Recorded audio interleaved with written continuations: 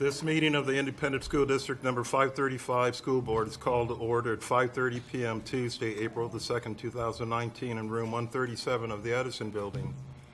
Present at the board table is Mr. Michael Munoz, Superintendent of Schools, and a non-voting ex officio member of the board. Also present is Ms. Wendy Edgar, the Assistant Board Clerk. Ms. Edgar, would you please call the roll? Ms. Amundson? Here. Chair Barlow? Here. Ms. Marvin? Ms. Nathan? Here. Mr. Slusner? Here. Ms. Seelinger? Here. Ms. Workman? Here. Let's stand as we're able for the Pledge of Allegiance. I pledge allegiance to the flag of the United States of America and to the republic for which it stands, one nation, under God, indivisible, with liberty and justice for all.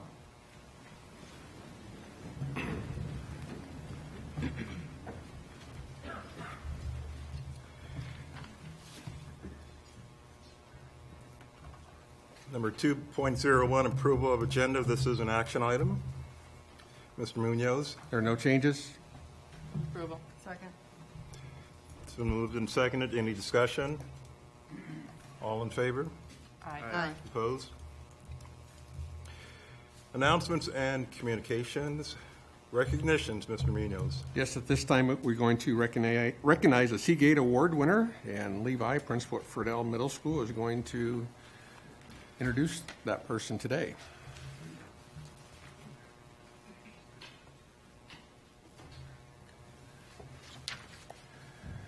Good evening, Superintendent Munoz, Chair Barlow, and all board members.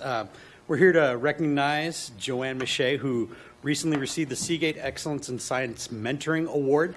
It happened Sunday night at the 2019 Minnesota State Science and Engineering Fair Awards Ceremony. The Seagate Award recognizes outstanding science teachers from around the state who find creative ways to nurture interest in scientific research and discovery. They give out 2 awards, one of which went to Ms. Mache this year, and she's receiving the award of the more experienced educators. Part of her award comes with a $1,000 donation to the school to use to advance scientific opportunities. So we're very excited for Joanne and all of her accomplishments at Friedel, RPS, and now recognized statewide. Congratulations.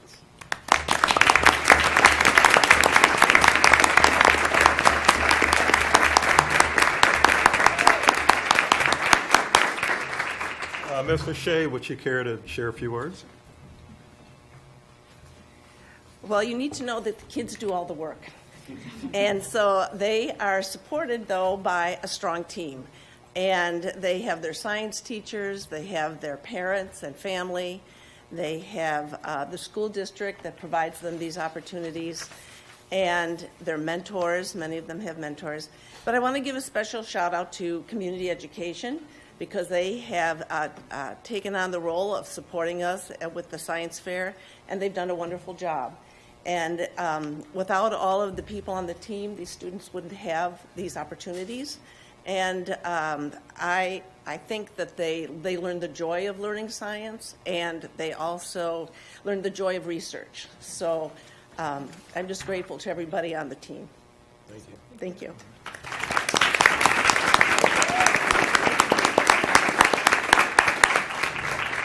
At this time, I'm going to call up Brian Erke, John Marshall, Activities Director.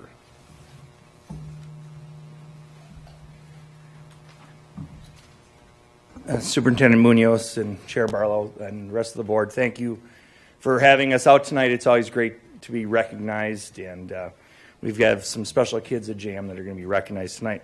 One of them is not with us tonight, and I'll come back up when he gets up here. But a few of our female athletes were recognized as academic all-state this year. Girls hockey player Allie Halverson. Her parents are Paul and Tammy.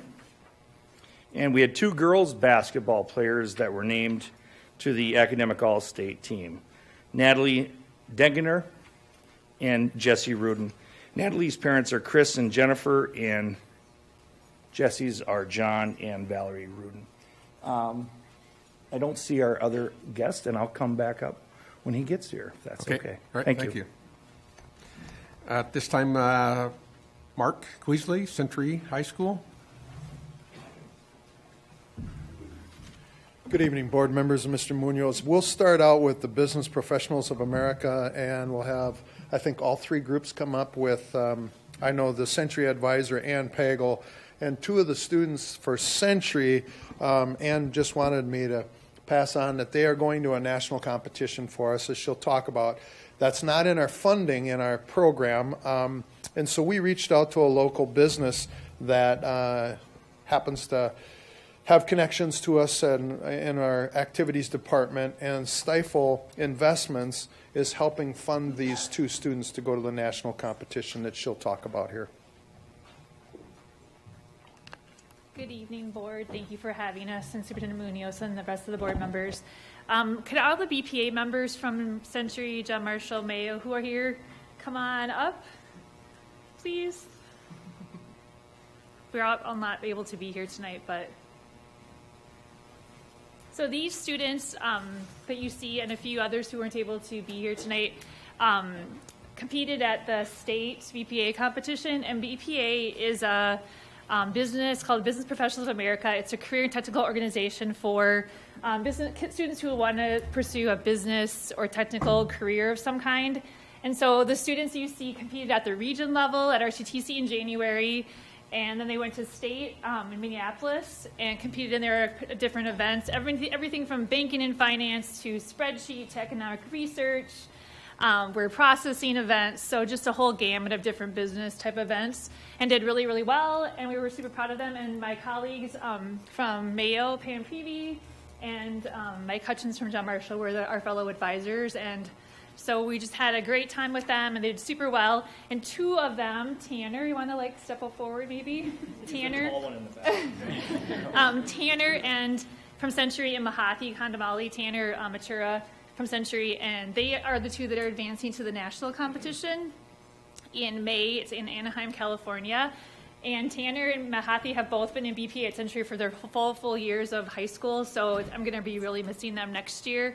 But the trip is a 3-day trip to Anaheim, and involves their hotel, their registration fee, and then just, some things for them to kind of do during the time. And so we don't have the funding to take care of that all within our group and our fundraising. So we had, like Mark mentioned, Stifel Investments was so generous, and they gave us a grant, or actually just some money for Tanner and Mahathi to attend, which was awesome. So we were super happy. And Tanner and Mahathi went down there and talked to them today, right, Tanner? Yes, this morning at 11 we did. Right, and so got to go ahead. Got to see their business meeting too. So. Right, so it was really good for him. And Tanner, do you want to tell them what you're doing next year? Next year I plan to go to University of Wisconsin-Madison for business management. So that's the plan. I haven't confirmed enrollment yet, but that's where I intend to go. So we're just really happy and thankful that we've had a chance to have these students with us this year pursuing their business careers, and we're just happy for your support as well with our business programs and BPA. So thank you so much. Pam or Mike, do you want to say anything? Or? All right, awesome. Thank you so much.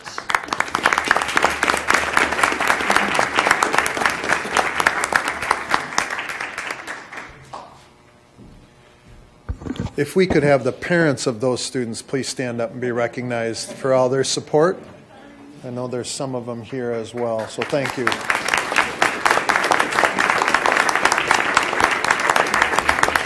Okay, we're still in our stall mode for Brian here. So we'll go next to boys swim. Coach Linda Freeman here. Linda? And the boys swimmers, if you'd please come forward too.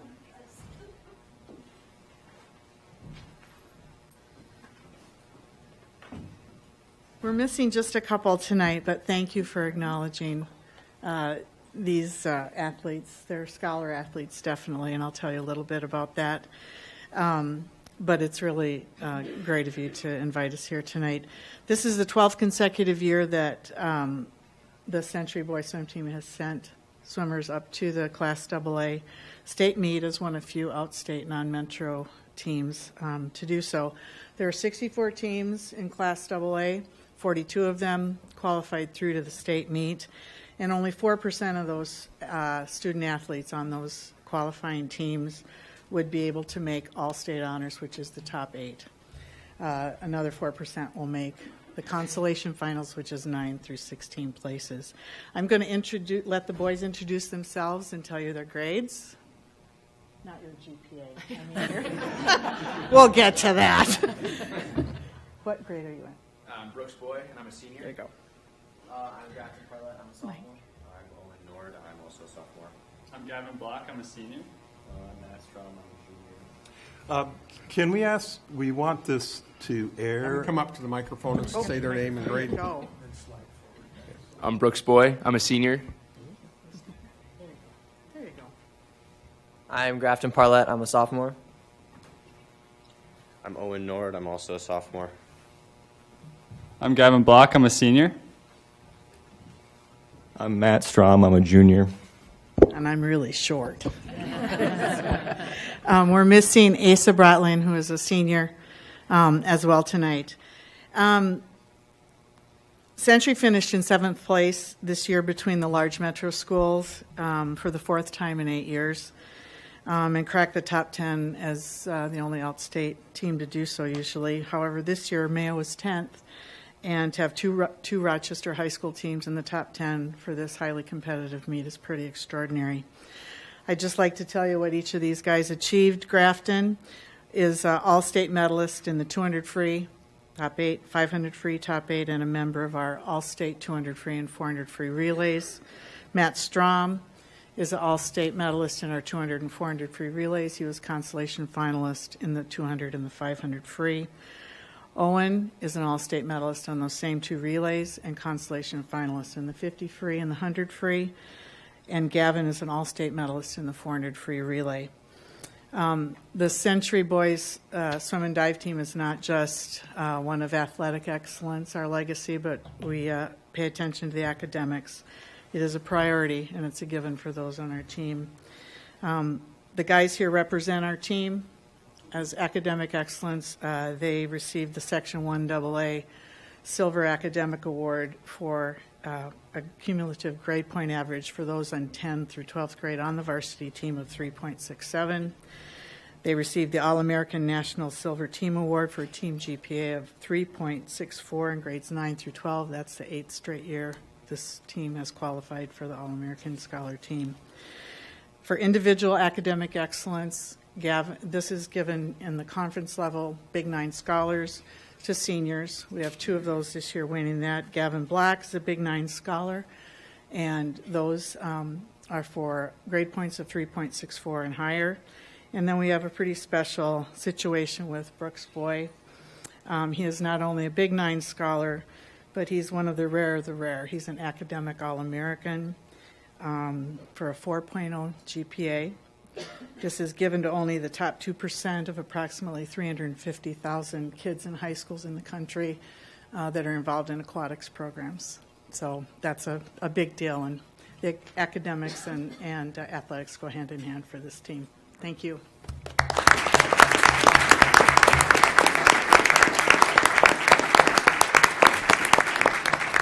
And if our swim parents here could be, please stand and be recognized too.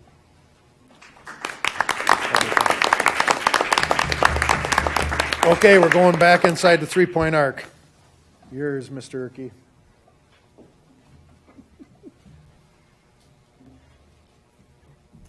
All right, thank you. This time I'd like to have Matthew Hurt come up, Rochester John Marshall Sr., and Jim Daly, head coach of our boys team, who's also a teacher at Franklin. So it's nice to have somebody that's giving to students all throughout our age groups.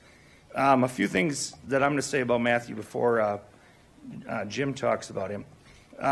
Matthew's parents are Richard and Jennifer. Richard is here tonight, so thanks for coming out. Matthew is All-State Gatorade Player of the Year for Minnesota. He was McDonald's All-American. Represented us last week in Atlanta. Was named Mr. Minnesota Basketball for this season. He won the Bob McDonald Coaches Association Award for Player of the Year. He was Associated Press Player of the Year. 2018-19 Naismith All-American Second Team. USA Today All-American Second Team, and he was even Big 9 All-Conference. So here's Coach Jim Daly. Well, first of all, thank you for having us here tonight, and obviously thank you for recognizing Matthew. Brian listed everything about Matthew's accomplishments, so I thought I'd talk about just a couple things about Matthew as a person. In my 15 years as being a head coach, he is probably one of the most humble players I've ever coached. You'll never hear Matthew talk about the points he scored or the numerous awards he's received. And I'd say the second thing about Matthew that really impressed me was his composure. If you've been to one of our games, many times there were 2-3 players guarding him, and sometimes the referee would miss a few calls, and the fans would maybe get a little over the top and get on him. And I was always impressed by how he kept his composure and stayed in control. So truly an honor and really blessed to be Matthew's coach. So with that being said, I'll turn it over to Matthew Hurt.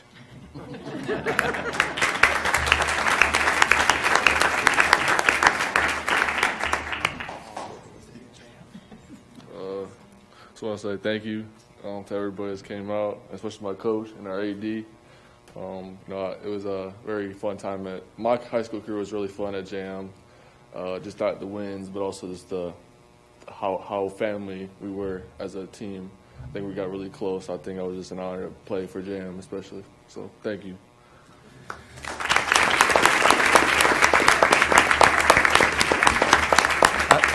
Mark, before you go on, I do want to say a couple things. I do know a little bit about basketball. I used to do it myself, but I agree with what Coach said. Many times he was triple teamed and grabbing and holding and doing everything they could, and he handled that very well. The other thing I'll say is a lot of people don't understand it. Usually players of Matthew's caliber, they leave their high school and they go play in some academy. And I appreciate your commitment to the Rockets. And, because it had to be a tough year for you. I know that. But you stuck with the Rockets, and I appreciate that very much. It was also nice that Coach Daly and Mr. Erkey were almost eye level to him. Did you notice that? That was awesome. I've never seen Mr. Erkey that tall before. Okay, now our last coach for Century High School is Coach Carmen and Sabina. If they would please come forward at this time.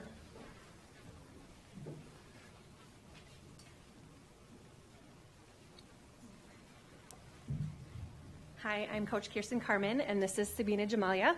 Thank you so much for allowing us this opportunity and recognizing Sabina. Sabina is a senior this year on the dance team at Century, and the reason that's a big deal is that she has basically received all the accomplishments that you can get as an individual on dance team. You're not recognized very often. It's all about the team. And so Sabina has achieved some really great things.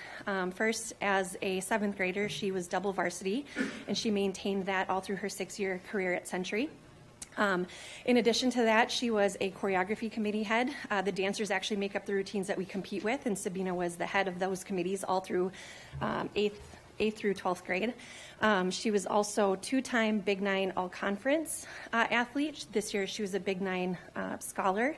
She was also a junior and senior captain for her team. And the big deal that we're here for tonight is that she was chosen. 480 dancers were nominated by their coaches. 53 were chosen for the AAA kick team, and Sabina was one of those 53. She also danced last year for AAA Jazz, which there was, again, hundreds of girls that were nominated. She was selected one out of probably, again, like 40-some dancers. So it's a really big accomplishment. Only 2 girls in each style are nominated by the coaches for their team, and Sabina was nominated and also selected by the committee. Sabina plans next year to attend University of Wisconsin-La Crosse and focusing on pharmacy. And I do have to also mention that outside of all of the academic excellence, excellence as a human being, she's absolutely been one of our best leaders on the team and has really transformed the leadership and is going to be somebody that the girls emulate going forward about how to be a fair and diplomatic leader. So thank you so much for the opportunity to let me brag on Sabina. Thank you.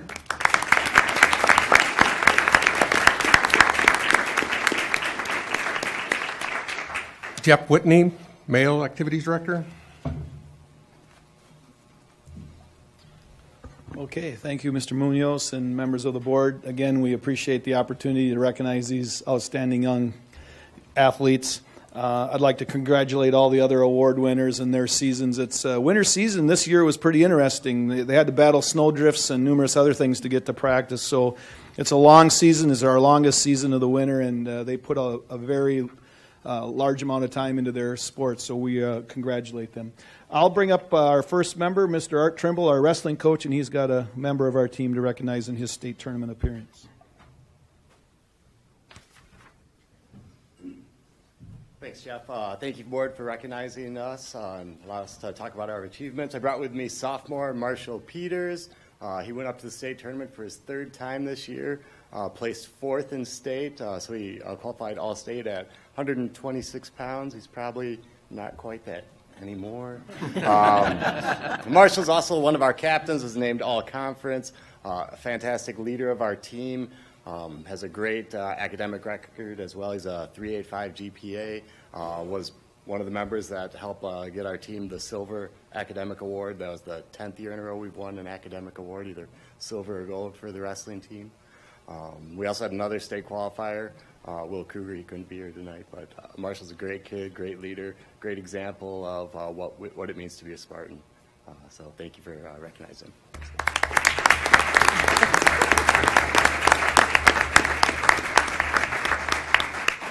Thanks, Art. And our next coach recognized our swim and divers would be Mr. Ted Dow.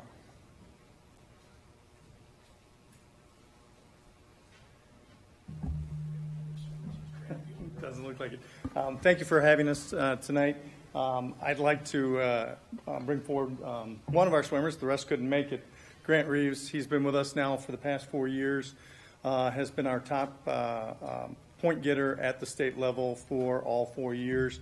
This year he placed second in the 200 IM and fourth in the 100 backstroke. He was part of our medley relay that also finished second with 3 other swimmers, Ashish Yadav, William Yang, and Tim Huff, and they couldn't be here tonight. Tim swam the 100 butterfly in Constellation, 9 through 16. William just missed the cut for top 16. We had another swimmer, Ben Johnson, finished Constellation 9 through 16. This is the, as Linda Freeman of Century mentioned, this was our best finish probably in over 20 years now, finishing 10th at state. We were hoping to finish top 8, but 10th was a good, it was only a 1.5 points away from top 8, so we were right there. Besides the athletic side, Grant is an academic all-conference. He's also academic all-American, and he just accepted University of California, San Diego. I was going to say San Diego. So he'll be heading off there in the fall to swim for them. Sure.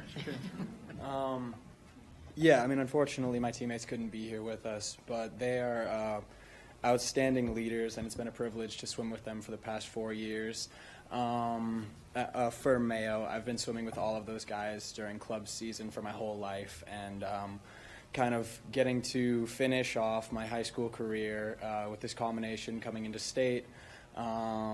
Of course, I was looking to win some state championships, but second and fourth are great finishes, and I'm really proud of the team and everything we've accomplished all season.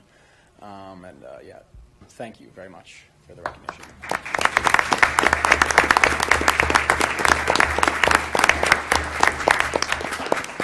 I think Grant's mom is here too as well, so congratulations on a long season. And again, Grant will not deal with any snowdrifts in San Diego next year, so he'll be fine. Thank you again for all the recognition. We appreciate it.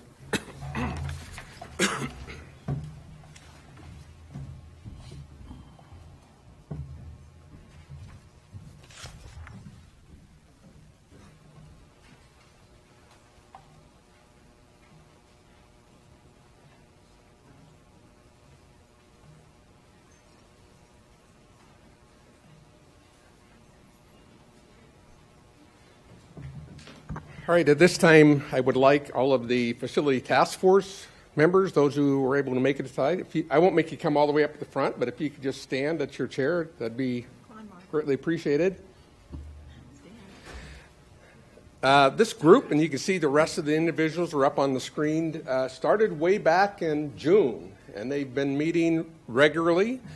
They looked at a lot of information. They looked at our enrollment projections. They looked at housing, looked at boundaries, and eventually brought a proposal to the board, which was approved and accepted for our referendum. And I just want to thank all of them for their work. I don't think people understand the amount of time that these individuals, Mark, you should probably be standing too, individuals that did this, but I think they did it because of their commitment to not only their children or grandchildren, but their commitment to our district. So we appreciate that, and thank you for all your effort and time that you put into the task force. So let's give them a hand.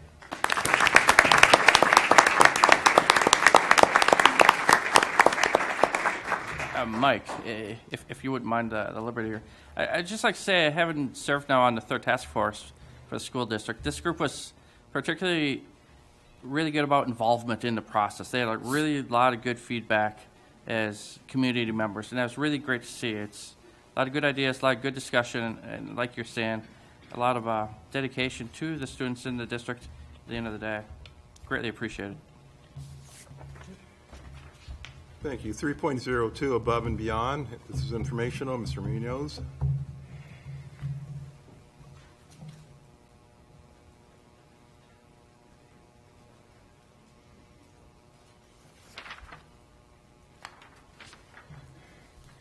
All right. So I want to recognize the above and beyond winners for the month of March.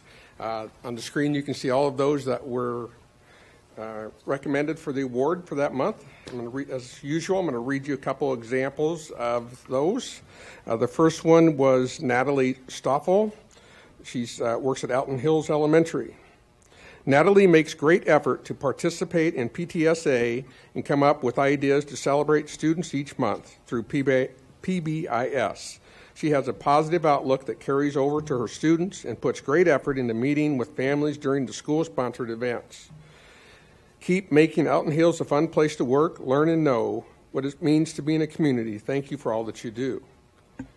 The next one is Cole Nelson. Cole works in Scott's department. Cole has always gone above and beyond to help during construction to make everything run smoothly. The other day, he was out and went above his call of duty to open up the roof hatch at Hoover and shovel a big pile of snow to help open it up. He is truly here to help support the staff and students of Rochester Public Schools. And the last example I'd like to read is for Rita. I want to share how amazing Rita is with her students. She cares so much for her students and tries her best to make sure every need is met for them.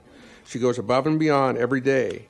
I'm amazed at how well she knows her students and how much effort she puts into help them progress in their independence. She is such a caring and kind person.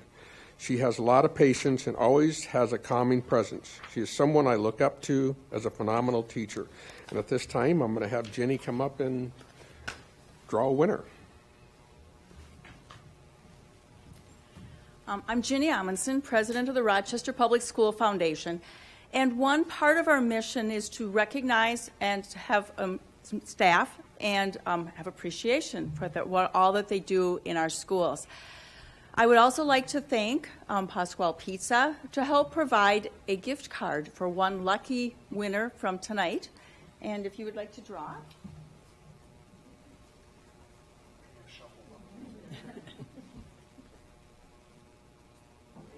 Number eight, which is Tracy Youngberg. So, oh, and she's here. Oh, my goodness.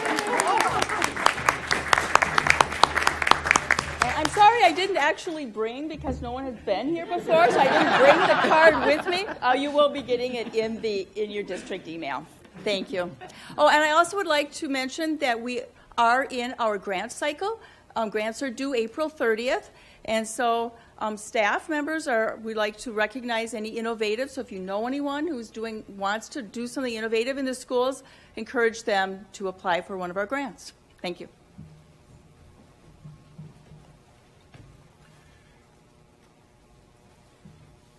Congratulations, Tracy. seriously, we've been doing this for many years. It's the first time the winner's actually been in the boardroom, so it's awesome.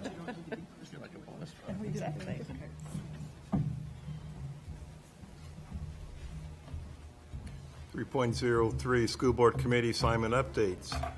This is informational. Any board members care to provide update?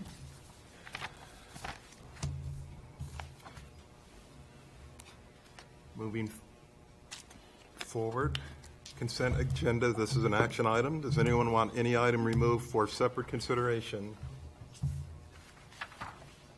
Move approval. Second.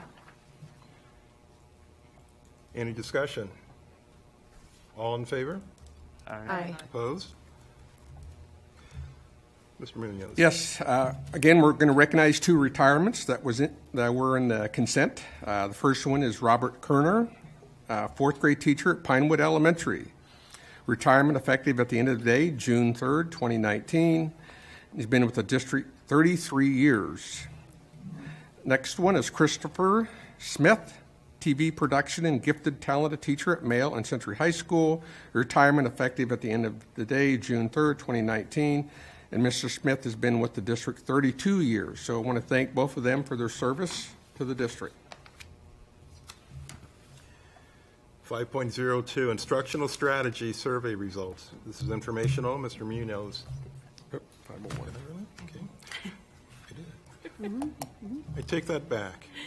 5.01, Resolution responding to recommendations of the American Indian Education Parent Advisory Committee. This is a briefing item. Mr. Munoz. Yes, board members, in board docs is the draft response to the letter that we received from the American Indian Parent Advisory Committee. And I'm going to just kind of highlight the responses, and then like I said, this is just a draft, and if there's any changes made to that, we will make those changes and then bring it back for our next meeting for final approval.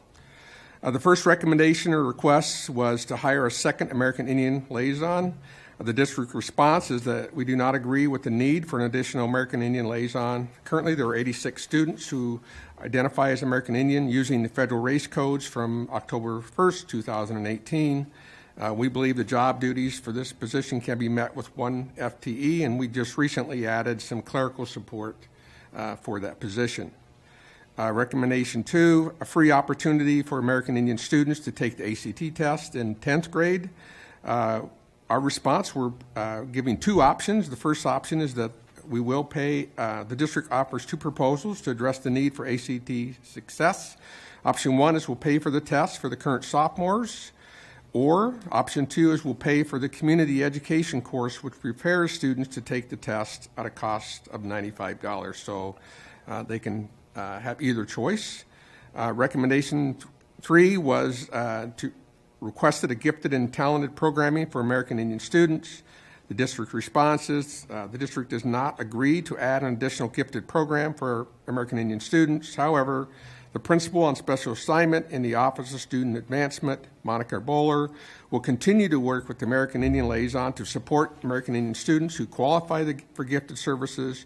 She will also work with the American Indian liaison to identify different ways in which students can qualify for the gifted services. Recommendation 4 was to provide data regarding special education and placement. The district response, we will provide the American Indian liaison the number of American Indian students who receive special education services by disability category according to the annual December 1st child count. Recommendation 5 requested that the American Indian liaison be included in 504 plans and IEPs for American Indian students, and including liaison in the Dream Catchers program. The district response is supportive of the American Indian liaison providing support to students who are on 504 plans and IEPs.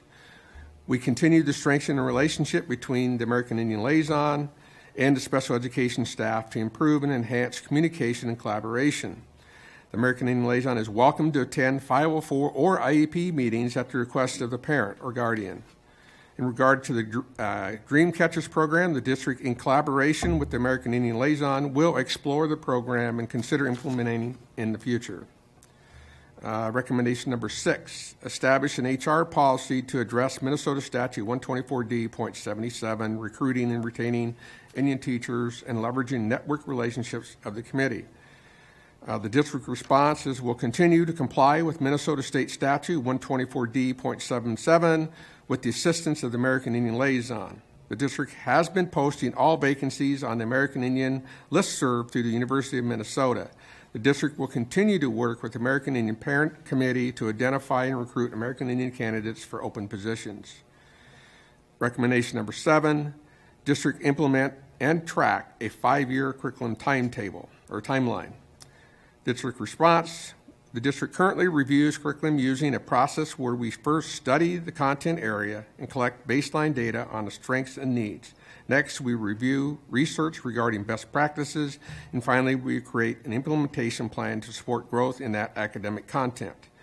We plan to evaluate each of these areas as they come in our articulation cycle with regard to the American Indian subject matter and create a plan to include multiple perspectives in all curricular areas. And in board docs, you see the cycle that the district has going out to the 2022-23 school year. Recommendation 4, build a 5-year plan for American Indian focused pre-service. The district response, in order to establish a baseline and monitor progress, the district requests that the American Indian Parent Committee complete the MDE, American Indian Education Programming Rubric. The district will identify a team of stakeholders that will complete the rubric as well. The responses will be reviewed and averaged to create a prioritized needs. These identified needs would then be used to create a 5-year plan with a team of American Indian Committee members and district staff. Recommendation 9, request increased engagement of school board and administration. District response, the American Indian Liaison will invite cabinet members and members of the school board to all of the American Indian programs and events. The American Indian Liaison will work with the district communication department to post information on events on the website and social media. The district requests a list of meetings, events, and programs as soon as they are available so that they can be shared and saved on the district calendar.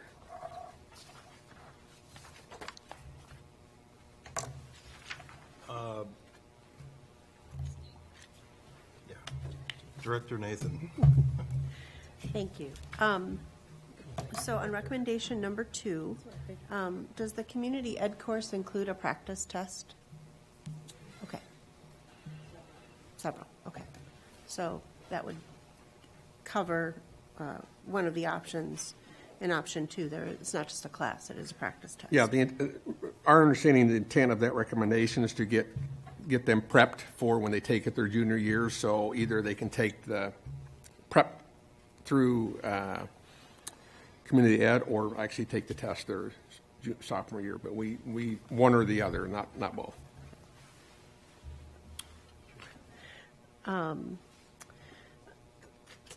So on recommendation number 7 on the curriculum timeline, since math and EL and fine arts are completed or in implementation, will we go back and look at those for the connection to the American Indian subject matter, or?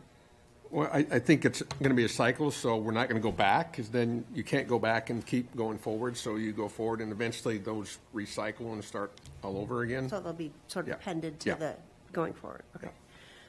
Recommendation number 8, when you talk about the team of stakeholders, could you add parents to that list?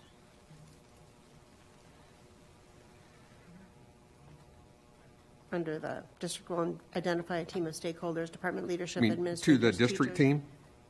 Yeah. The stakeholders that will complete the rubric. In the parentheses. In the parentheses, yep. And then one last thing, on recommendation number 9, when I look at our list of committees, the committees that school board has representation on, the American Indian Parent Advisory Committee is not listed. And I don't know if that's, I know it's a state statute about what the structure is, but in the past, like the Gifted Services Advisory Committee had a school board member that was assigned to it. I don't know if that's something that they want, or if it's something that is part of the practice, something we could talk to them about. Yeah, my understanding of the statute, it's a parent committee. There's no requirement to have a board assigned to that. To be honest with you, I don't interpret this recommendation requesting for a parent to be part of their committee or a board member. Right. No. I was just saying, But- in terms of what their activities are, we were invited in the past Yeah. to attend some of their meetings. I just didn't know if that was an option for connection or not. Well, I'll speak to that. Certainly the Board Community Engagement Committee. Often, all three of us attend the parent committees and are involved in the community events. And I think that has worked well in keeping the board informed, and I believe the parent committee appreciates the presence of not only board members, but the superintendent as well. Good. Thanks. On number 6, I wanted to point out what I think is a typo, where it says "and HR policy" instead of "an HR policy." And is there also a typo at the beginning of number 7 where it says "tracked a 5-year curriculum"? Is that supposed to be "track," or is it just a use of "tracked" that I'm not familiar with? Say that again, what you're asking. The word "tracked," T-R-A-C-T, it's used sort of as a verb there, and is that the proper use of that word that I'm just not familiar with, or were we supposed to say "track" with a K? Number 7. Oh, I thought you said 6, number 6. 6 has the "and," and 7 Okay, has 7, the okay. "tracked." And so I don't know if that was a mistake or not, or if it's me just not understanding the word. And then back to number 6, I was curious. The request was to establish the HR policy. Do we know the content, the requested content of that policy? What they We are in wanted to- compliance with Minnesota 124D.77. We're not, I don't know if they're implying that we're in violation of that statute. We're not. Okay. So that's our response. We'll continue following that statute, which we currently are doing. But we do want to work with them. They, I think, actually, the last meeting that we attended, they provided some good suggestions on individuals that we could reach out to. So we'll continue to get ideas from them on other ways that we can So reach out. it's not that there's been a sample policy presented or a model policy presented or anything No. like that. And then number 5, the request for the liaison to be included in the 504 plans, and it says when the parents request their presence, they're welcome to join. Do the parents know of that as an option? Is there a formal way of saying? Well, you know, would like if this the American liaison is working with that family, she can make them aware of it.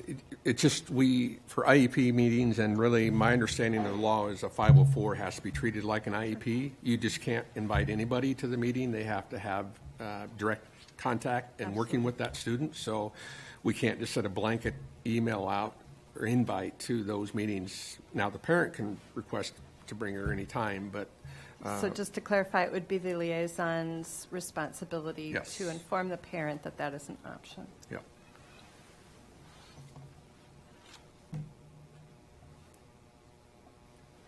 Thank you. Chair Barlow. Mr. Munoz, can you speak to the identification of American Indian students and how that has, as our numbers have decreased this year, and the reason for that based on federal Yeah, identification? with the new federal, the multi-language or multi-race has caused some of the students to go into that category versus just American Indian, and that accounts for the largest drop in the numbers that we had. And we don't tell them which one to check mark. They check mark the one that they feel is appropriate for them, and according to the federal regulations, whatever check marked in that category, that's all what we can report. So if a student is parentally reported as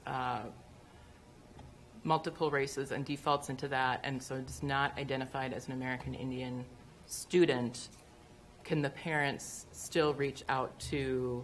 Yes. Okay. Yeah, it's just the funding that we receive Okay. from the state, or from the federal government, excuse me. So to help me understand and perhaps continue along Director Seelinger's point of, is it then possible, if we're saying this change has occurred and what has been acceptable in the past no longer is the norm as it relates to the future.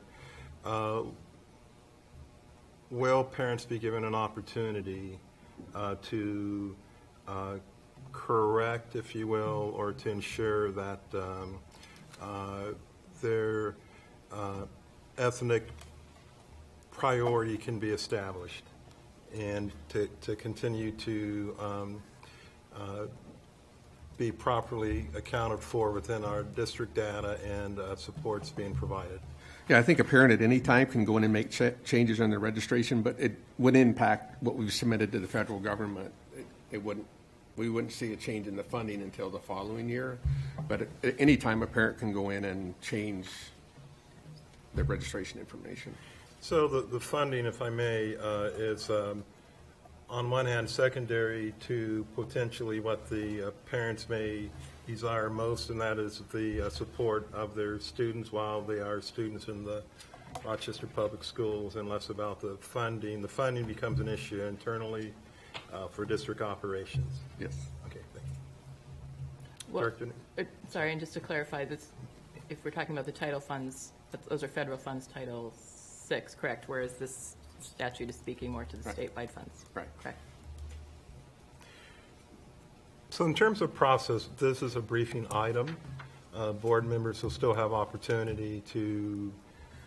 Well, I would prefer that, first of all, is there consensus that I have one board member that wanted to add parents to the one team of stakeholders? Is that consensus of the board? Okay. Sure. I would prefer any changes we make them today. So when we bring back the resolution for you to vote on in 2 weeks, it's ready to go, because then we have to submit it to Minnesota Department of Education. Director Nathan. Is there any more conversation with the committee on this, or this is at our? No, the way it works right is they make the request. It's not a negotiation thing. We just have to submit to MDE how we responded to their recommendations. You're not required by law to do what they ask. You're required by law to state if you're going to do it. If you're not, why are you not going to do it? Yeah. Director Workman. So getting back to the inclusion of parents, are you going to also be including the correction of the typographical errors in recommendations 6 and 7? Is that possible as well? That Director Amundsen mentioned. Number 6, the advisory committee requested the district to establish and HR policy should be and. Yes. And then in number 7, the advisory committee requested the district implement and track. Is it track? We never really nailed that down. Track a 5-year curriculum timeline. So what change are you suggesting for? Track. Oh, okay. Track instead of the spelling errors will be corrected. Right, yes. okay. All right. They're not spelling, they're typos. Typos, yes. I have Director Amundsen. one more clarification. On recommendation number 2, where there are 2 options, is that the committee would choose one of the 2 options, and then all the kids would, or each student gets to choose? As the state's in there, there's 5 students, so each individual student can choose one or two for the option. And is there a reason that we wouldn't allow them to do both? Is it a cost issue? Yes. Or, okay. Okay, and again, I'll attempt to this again. So in any instance where an item is presented as a briefing item, and the board, up until the time the board decides to vote, we actively consider, ponder, evaluate the information that's presented. And I would encourage the board to not necessarily feel that it has to disengage in terms of your considering.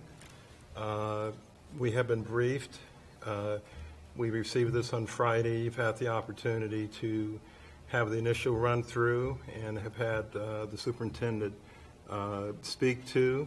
But I would say that you still have the opportunity to continue to process. And as we oftentimes are very much keenly aware, many times we continue to receive input from our community regarding briefing items and/or items that are slated for action. And so I think that is still a opportunity that's before this board. And I would simply ask if the superintendent is desirous of wanting to make sure that when it is presented for briefing, that we have provided all of our concerns to him. Director Workman. Yeah, I have a quick question. Do we have any idea how the group has, I know it's not a negotiation, but in terms of their response, is this more kind of what they've been looking for as a response from the district? Or, I mean, are we sort of in line with them, or are we way off base? Or? Well, I would say we're not in line because we're not doing everything they ask. Well, so. no, but I mean, in terms of the feedback or the response that the district has been giving, do we have any? Okay. No, I do hope they seriously consider our suggestion about them doing the rubric. At a meeting I attended, they showed this multi-page rubric, and but they had not actually gone through it to score the district. So that's why we're suggesting maybe they do it, and then our group do it, and then that'll help us moving forward. But we can't make them do that. That's just a recommendation that we're asking for, and if they agree to that, then we'll do ours as well. Okay, thank you. Is that the rubric that's in the materials, the Indian Education Self-Assessment rubric? That's the rubric you're talking about? Okay. Yeah, I think there's like 32 items. Yeah. Any further discussion? Thank you. Moving forward to number 5.02, informational item, instructional strategy survey results. Mr. Munoz. Yes, at this time I'm going to call Amy Ike, Executive Director of Community Education. And if you recall, we partnered with the then called Community Focus Team and came up with a survey to survey our teachers and paraprofessionals. And tonight, Amy's going to go over the results of that survey. I am.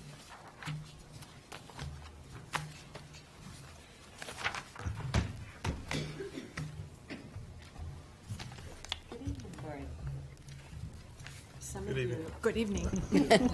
Some of you were present for some of the discussions about this at the Community Focus Team, now known as the RPS Racial Equity Advisory Team. You approved their renewal at your last meeting and the name change. So we're all set with PowerPoint. A little bit of background on the survey. The Staff Support and Training Subgroup of the now Racial Equity Advisory Team was the group that initially drafted this survey, and we want to give them all the credit for that. They worked in over several meetings to come to agreement on what would be a way that they could get information directly from our teachers about the way that they were using 3 of our major instructional strategies that we have focused quite a bit of professional development around. And those come up a little bit later in the slides. We'll talk about those in a moment. But the Staff Support and Training Group drafted the survey and then brought that to the board as a recommendation, which is the role of that group. Then the board suggested that that really fell more in the management zone of the district and provided that survey then to the superintendent.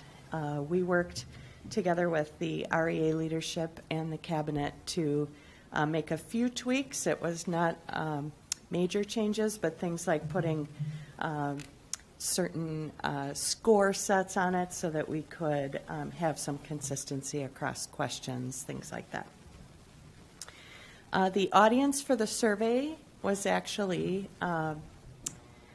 the certified staff in the district. We had a similar survey for paraprofessionals.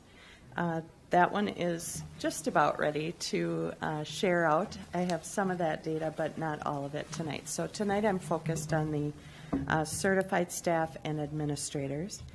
And I just put winter 2019 for the time frame because we had to extend our deadline at least 2 times because of all the snow. Are we up? Where do I need? There we go. So the focus of the survey was on the 3 major instructional strategies. You're familiar with these, but I did put a little bit of description in the PowerPoint for those out in the community that may not be quite as familiar. In PBIS, or Positive Behavioral Interventions and Supports, I would just note that there's some language in the description there about tiers 1, 2, and 3. And that will come up later in the comment themes that have come up in the survey.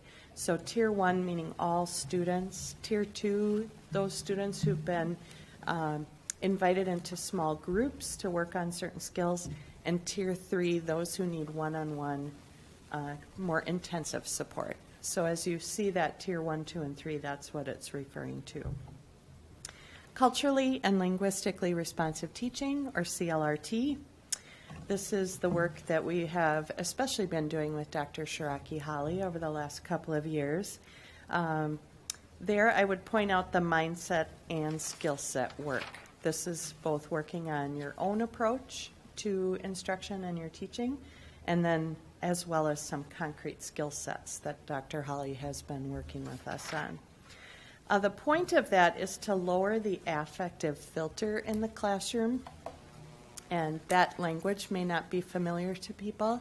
The idea is when you do not feel that you are culturally welcome in a classroom, that anxiety level or your affective filter rises.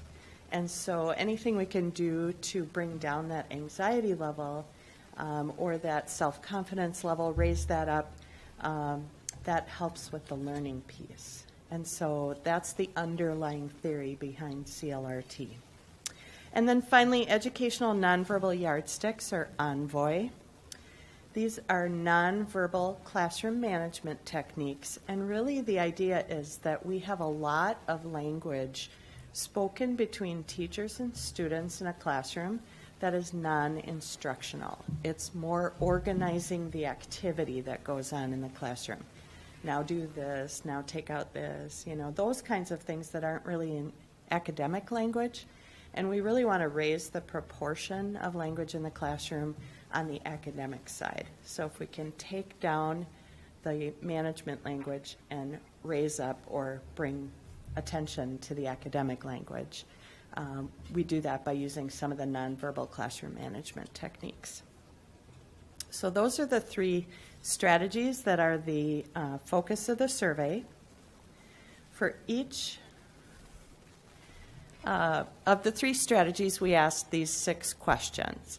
So have you participated in training? Are you familiar with the strategy? To what degree have you implemented this in your classroom? What do you feel is the positive impact on students, or how positive an impact do you feel? How useful is it in your daily practice? And then what would be most helpful? We had 4 different types of answers. The yes/no was on participation. The graduated scale was on the 4 questions in the middle. And then the rank options and comments were on the what would be helpful. So a little bit about who answered the survey.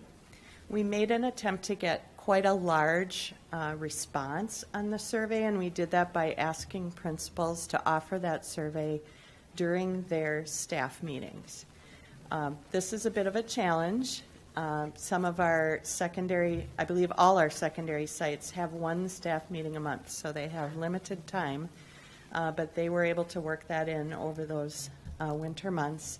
And I believe the elementary staff meetings are 42 minutes or something. So they are quick. So we did ask them to steal a little bit of time to be able to do the survey so that our response rate would be high enough that we could say it really truly reflects kind of a broad experience among our teachers. So I'm happy to say that we had 1,048 licensed staff respond to the survey. We also had 59 administrators. We did have a few paraprofessionals answer this one. There actually was a version for paraprofessionals, very similar. but a few took this one instead. So not enough to skew the results. And we had the opposite happen on the para survey as well. We had a few teachers over there. And then we asked people to divide by level and let us know kind of where their primary work level was. We know some people do travel across those levels, but we asked them to sort of give us an idea, where do you spend most of your time? And those match pretty well, elementary, middle, and high school, with our district proportions. We're a little bit low on the high school proportion, but not too bad. So I feel like we got a pretty good sampling across the levels. So for each of those questions, what I've given you here is the overall result for the question. If we took everyone's answer together, out of 5, what would be our score? So that's the gray line that you see there overall. So under familiarity with the strategy, overall, PBIS scored a 3.95 out of 5. CLRT, culturally and linguistically responsive teaching, a 3.41, and Envoy at 3.73. I don't think any of us were surprised that CLRT was a little bit lower. That is probably the most complex of the 3 strategies, and perhaps our newest, as well as just taking that mindset and skill set work. So not surprising that that one maybe is a little bit less familiar than the other 2. And then below there you can see if we broke out the answers by level, how did they compare with that overall? Because when you have 1,000+ responses, we want to have a little bit of breakout so we can see, are there any major differences? I would say that you can see a couple of patterns that you'll see across the different scales, that PBIS tends to be the highest across the 3, and it's been around the longest, so perhaps that is not a surprise either. And then as you go up the levels, sometimes we see a decline, not on every scale, but on some of the scales you'll see that we see perhaps a lower impact at the high school level than at the younger levels. Can I ask a question here real quick? Yeah. Could we get a reminder, these programs have been kind of in a rollout phase. Mm-hmm. Have all of these been rolled out to all of the staff at this point?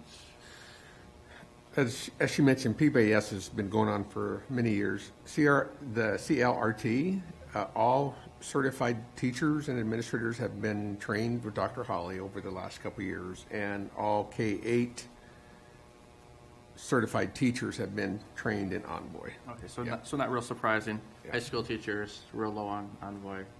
Yeah. And Right. that number shows up because we had some open spot, so there were some high schools that sent some individuals to get that training, but it wasn't required. And that is the tiny note at the bottom. I don't know if you can read that from where you are, but it does say we would expect Envoy to be a little lower at the high school because we have not done full training at that level yet. I would say the other exception would be staff that have joined us since the various all-staff trainings, and so we do catch-up sessions sort of to try and catch those new staff along the way. This is the familiarity with the strategy. So the next one is, there we go. To what degree have you implemented this strategy? I don't know. There's too much different to say about that one.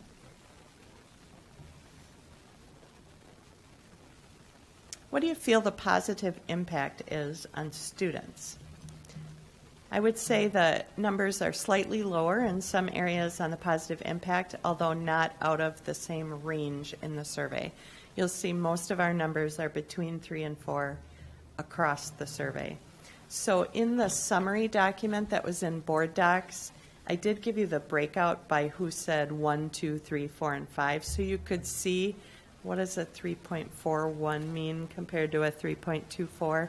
So on that summary document, you can actually see a further breakout of those numbers and say, oh, there 500 people said they were a 4 on this one, or 200 people said they were a 5, so that you have a little bit better ability to compare across those numbers since they are so close together.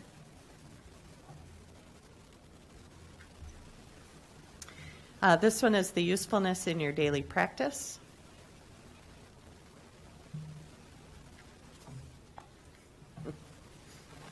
I'm trying.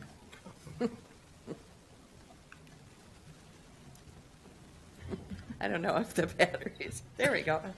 And then the last one took a little bit different, thanks Heather, a little bit different format. We gave them several choices of what would be most useful for them as sort of a next step in order to fully implement this strategy. So you'll see it's still the same 3 strategies in the chart, in the columns, but we said, would it be additional district training? Would you like more training in your building? Would you like some support and modeling in your classroom, perhaps with an instructional coach or a fellow teacher? Or would you like more dialogue and collaboration with colleagues? And this was a clear majority across the, whether you broke it out by levels or you look at the whole number, the dialogue and collaboration with colleagues really took the top spot. And I can tell you that that confirms some things that we have been processing at the cabinet level about that challenge of bringing all people together for a single training, as we have done with some of the Cherokee-Holly rollout, because we needed to get information out to the entire district. But now that we're at the point of having the basics, this is a place where we need to carve into the schedule those places for reflection and dialogue with colleagues. And so I can tell you next January's training, as it develops, already has some of that time built into it for some reflection and dialogue processing of the knowledge with colleagues, which is what folks have told us here. This is one area, as I've begun to look at the para survey, that differed on their side from the teachers. And for paras, the additional building training ended up as number 1, with the dialogue and with colleagues being number 2. So kind of flipping what you see here. Let's see. We must be right at the end. Here we go. So then we took the themes from the comment areas and tried to group them into similar comments. And you see the themes are in the order that they most occurred. So down that left-hand column, this deals with PBIS on this slide. The most common comment had something to do with having common language and expectations across their building that they were in. That was the most common suggestion. And then more supports for Tier 2 and Tier 3, and that's where that language from PBIS came in. Tier 2, again, small groups. Tier 3 being the one-on-one intense support. So looking for not necessarily more general interventions that you'd find in Tier 1 with all students, but what can we do with students who need some small group support or some more intense one-on-one support? That was the second most common comment in this area. And in the blue note at the bottom, you see when we break this out by level, you do see kind of different top themes by the different levels. So in early childhood, we are often seeing requests for job-specific training. So our home visitors, for example, how do I use these strategies in a home visiting environment? Very natural question, right? The training is more general, classroom focused. How do I do that in my specific area? At the elementary, they're looking for more consistent expectations, more follow-through from administration, and more Tier 2 and 3. And middle and high school was looking for more meaningful incentives for the kids and stronger consequences. Here's our CLRT top themes. Time with colleagues, so that parallels their number response. Training related to my role. And time to embed it in my instructional planning. So if I'm really converting my former mindset skill set into my new one, I need time to really embed that into my class planning. And then at the bottom there you see, as you break it out by level, a few different priorities.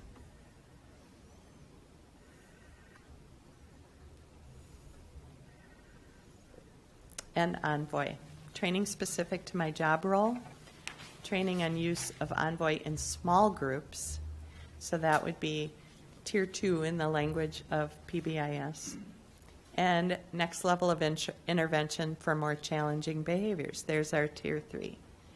So a lot of consistency across our comments as well as our number answers. One of those comments that showed up across all three was refreshers or reminders throughout the year.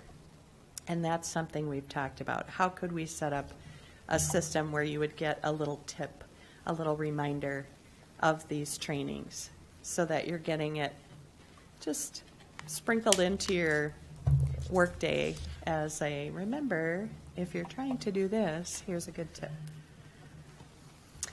So where do we go from here? Well, our job right now is to share these results. So in addition to tonight, I'm headed off to that staff support and training subgroup on Monday. And then on April 15th, the entire racial equity advisory team will hear the results. Our district leadership and REA executive board had recent meetings where we shared these results. The instructional coaches made a point of asking if they could have the results as well, and of course. And then we want to get it back out to those who responded to the survey, our licensed staff. So we'll be providing them the summary data that you saw as well as the PowerPoint, so they have the analysis. We also need to complete the processing of the paraprofessional survey results and do that similar sharing. And it's already begun to contribute in many of our conversations about professional development, but I would expect that to continue as leadership, REA, coaches, other groups begin to process it. That's what I have for you. Director Seelan here. Thank you, Ms. Ike, for your presentation. This is just more a comment. Thank you to our administration for pushing this forward and taking the time to do that. I think, we don't know in our jobs, sitting on board members, what a staff meeting looks like, although we know that they are few and far between and a lot to cover. So please take that back out in the audience or back to those you work with, that we do appreciate that they took the time and intention to do this. And if I might point out that the chair of that committee was sitting in the back earlier. Hopefully she's still here. She's still there. Miss Sarah Lopez, that's one of our Riverside teachers.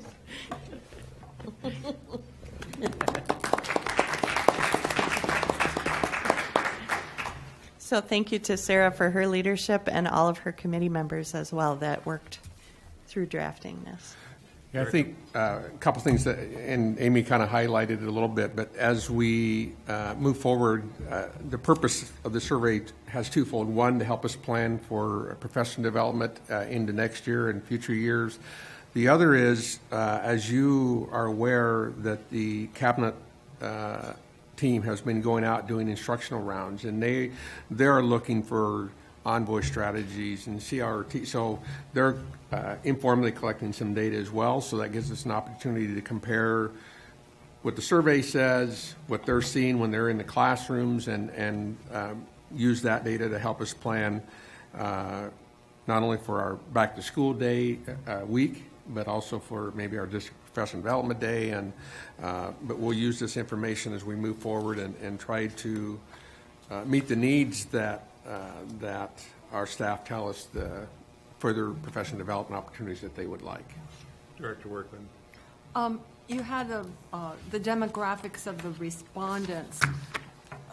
Is it possible for me anyway, to know what percentage of each group responded? So, for example, middle school, 220. How many, is that 100% of middle school? Is it 50%? What are those numbers? So, I don't have that off the top of my head, I'm not expecting you to have it off the top of your head. We can get that, I think. Sometimes with this looks like it's really a very large majority of the total staff who responded. But I think it's really helpful to know, first of all, the interest that people took in responding, and it sounds like they were in a situation where they were certainly encouraged to be responding, as opposed to trying to fit it into their normal daily schedule. And as a former teacher, I know it's easy to forget to do these kinds of things, and sometimes we get several prompts from the district to, please do this. But oftentimes in surveys, they'll say, well, 30% of the total responded, and this is a great, a response. So I think, 90%, 95%. Sure. But I'd be really interested in the breakdown by each of these groups. So I can give you a little bit, and then what I'll do is get that data, and we'll actually add it right into here and get that back out to you as well, because I think that'll be of interest to others as well. We do have 1,400 certified teachers in the district, and you're seeing 1,048 certified responses, so that gives you a little bit of a proportion idea, but we'll get the breakout on the level piece. And I think we have about 69, 70 administrators, and I don't remember the number that you had there. 56. Oh, no, 59. 59, so. Director Schulzberg. Two questions. What's the rollout schedule for high school licensed professionals with Envoy? And second question is, as we move into budget season, anything that we need to take into account to be supportive in this place, given the tight budget constraints that we have? One, I think we get district professional development fund to cover this, so I don't see the need to take, other general fund money. There's every year the state gives us funding just for professional development, and that we believe that that's enough to cover what we need to do, considering the number of days that we have in our calendar to do that. As far as the envoy for high school, that's something that the data really didn't tell us if that's what they were asking for. I mean, the comments didn't say they were asking for that. That's something that we need to dig a little deeper. And I do know those high school staff who did go through the training thought it was very helpful, and glad that they did participate in that. But I don't think any of the comments really pointed out specifically that we would like to have that envoy training at the high school level, but that's something we need to dig a little deeper in. Okay, just reflecting back on how we're on a marathon here, I just want to make sure that our runners all have the training that they need to be successful in the race. Yeah. Director Nathan. So we've got the numbers. Is the goal to get to 5? And do we know from other districts or schools that have implemented these programs for the amount of time that we have? How does it? Do we know that at all? How do we look? I mean, are we on the right trajectory for what we could expect from implementing these programs? I'm not sure if I can answer the second part of that. I think in an ideal world, we would get everybody to a 5 on all 3, but as you know, in education, things change very quickly, and we have a window of time that we can make progress on these, and the expectations continue to rise. So to guarantee that we would have enough time carved out, and this is just my opinion, to get everyone to 5, I don't know. In an ideal world, we could get there. I would say the comparison, we might have to take some research on the tool itself and look at the surveys they've done, at the company, and somehow try to bring these two together. I'm a little leery because this was not anywhere near a scientific survey, and I don't know what the error rate might be on something like this, but I think we could look for some patterns. Thank you. And I simply wonder, when these programs were implemented, and I think it's very positive that we're able to show that there is a positive impact on students, as well as usefulness in daily practice. Superintendent, were these anticipated goals or hoped for outcomes, primarily in the area of usefulness and daily practice? Yeah, I mean, the goal is, the ultimate goal, the finish line is that we're going to look at our discipline data. I mean, that's really the ultimate measurement. As I said before, especially not so much the Envoy, but the culture responsive teaching, that's a lot of work, and that takes a lot of time because you're changing mindsets first, and then I have to implement these strategies along with that. So, ultimately, the data that we would look at, we would start seeing a closing of that gap and a reduction of discipline, office referrals, and suspensions. Because that's the reason behind providing this training that we're offering.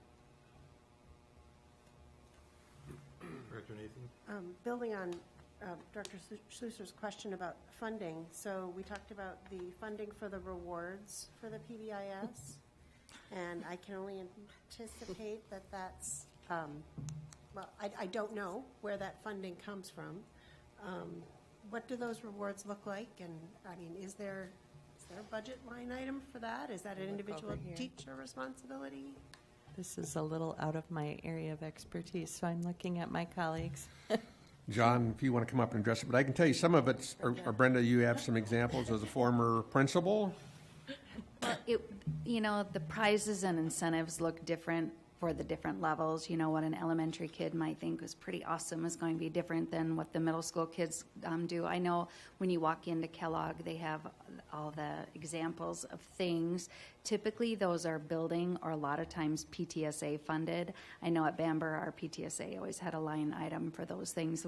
They weren't things that we typically went to the district for, but at the district level, we have historically been giving buildings $1,000 per year for Envoy that they can use for professional development, for books, other things more for the teachers, not for the incentives for the kids. And we're not talking a lot of money. I mean, maybe $500 to $1,000 per year typically. Any other comments? Thank you, Ms. Ike. Thank you. This meeting is adjourned at 6:50.